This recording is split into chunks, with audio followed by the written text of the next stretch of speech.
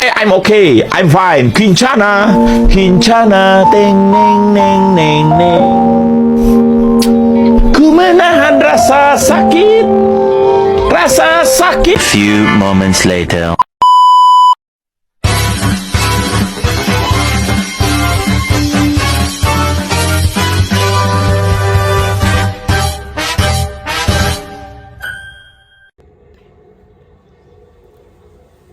Bismillahirrahmanirrahim.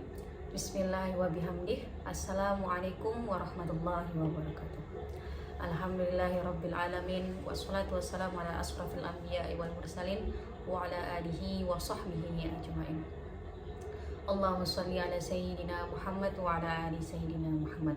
Allahumma aslih ummata Muhammadin sallallahu alaihi wasallam wa farrijan ummati Muhammadin sallallahu alaihi wasallam wansur wa faz wa aid nahdlatul watani fil alamin wa hakim Muhammadin sallallahu alaihi wasallam. Baik teman-teman sekalian, jadi di sini saya akan memperkenalkan diri saya dalam tugas presentasi ujian akhir semester pemikiran tafsir modern. Baik, nama saya Quratul Aini, teman-teman bisa panggil Aini. Saya prodi ilmu Al-Quran dan tafsir semester 5 atau bisa dibilang IKT 5D. Jadi di sini lupa NIM saya 210601050.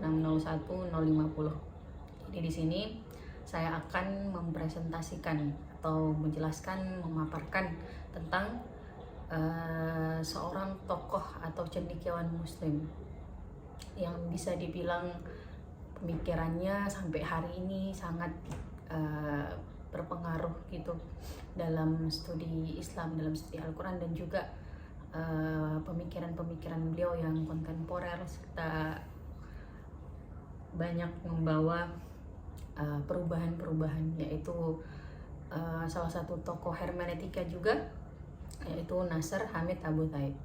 Di sini saya akan mengerjakan tugas UAS dari mata kuliah pemikiran tafsir modern dan akan menjelaskan tentang salah satu cendekiawan muslim atau mufassir, yaitu Nasr Hamid Abu Zaid.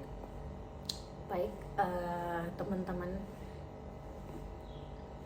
Nasr Hamid Abu Zaid adalah seorang cendekiawan muslim yang lahir di Sarafah, Mesir pada tanggal 19 Juli 1943. Baik, Nasr Hamid Abu Zaid dibesarkan oleh dua orang tua yang taat agama serta paham agama dan memiliki wawasan intelektual. Nasr Hamid Abu Zaid, kenapa ia dinamakan Nasr? Karena orang tuanya berharap atau dengan harapan ia akan membawa kemenangan, baik itu untuk dirinya sendiri ataupun untuk orang tuanya. Baik, di umur 8 tahun dia sudah bisa dikatakan berprestasi dalam menghafal Al-Quran. Jadi di umur 8 tahun Nasr Hamid Abu Zaid sudah khatam 30 juz Al-Quran. Lalu Nasr Hamid Abu Zaid, beliau melanjutkan studi S1, S2-nya, S3-nya di Universitas di Kairo, Mesir, dengan predikat ketika graduation yaitu Highest Honors. Jadi setelah itu ia mulai menunjukkan bagaimana bakat beliau di bidang sastra, di bidang studi Al-Quran, di bidang linguistik. Banyak dari karya-karya Nasr Hamid Abu Zaid ini digunakan oleh dosen-dosen di zaman kontemporer ini. Jadi itu biografinya. Sekarang kita lanjut ke bagaimana beliau dalam metodologi dalam menafsirkan Al-Quran atau studi dalam Al-Quran. Jadi Nasr Hamid Abu Zaid ia berusaha untuk mencari makna asli dari Al-Quran tersebut. Nasr Hamid Abu Zaid membedakan antara takwil dengan menafsirkan. Ia memiliki beberapa metode dalam menentukan makna asli dari Al-Quran itu sendiri.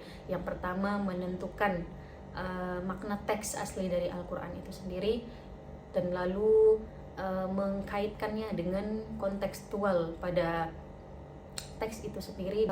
Adapun langkah-langkah penafsirkan dalam hermeneutika Nasr Hamid Abu Zaid. Yang pertama adalah menentukan struktur linguistik dari teks Al-Quran tersebut dan melihat fakta-fakta sejarah dari historis Al-Quran itu sendiri. Dan yang kedua, menentukan tingkatan dari teks tersebut. Yang ketiga, menentukan signifikasi. Dan yang keempat, mengkontekstualisasikan teks tersebut dengan istilahnya sesuatu yang tidak terkatakan dari teks tersebut. Jadi Nasr Hamid Abu Zaid ini juga mengusulkan adanya pembaharuan dalam metodologi dalam menafsirkan Al-Quran.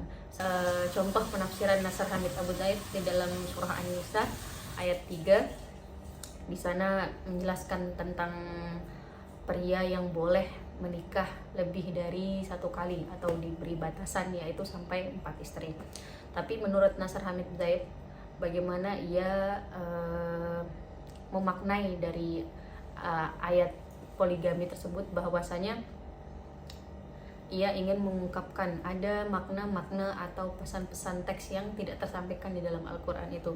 Dan ia sendiri mengatakan bahwa sebelum adanya ayat teks poligami ini, menikah tidak diberi batasan, yaitu mau menikah sekali, 2 kali, ataupun 3 kali. Tapi turun ayat ini diberi batasan. Namun ia juga menyimpulkan bahwa makna adil di dalam teks ini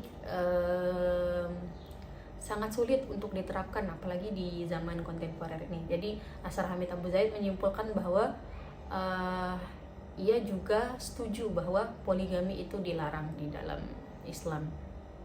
Jadi itu beberapa pemikiran dari Nasr Hamid Abu Zaid dalam hermeneutikanya, bahwa beliau ingin adanya pembaharuan dalam menafsirkan Al-Quran. Ia ingin mengungkapkan makna-makna yang tersirat di dalam teks-teks Al-Quran tersebut atau nas dari Al-Quran tersebut. Baik, mungkin hanya itu yang bisa saya jelaskan dan presentasikan tentang seorang tokoh hermeneutika, Nasr Hamid Abu Zaid. Kalau ada yang bermanfaat silahkan teman-teman ambil. Kalaupun ada kata-kata saya yang salah atau kurang, mohon maaf. Mungkin hanya itu saja. Sekian. Wallahu muwaffiq wal hadi ila sabilir rasyad. Assalamualaikum warahmatullahi wabarakatuh.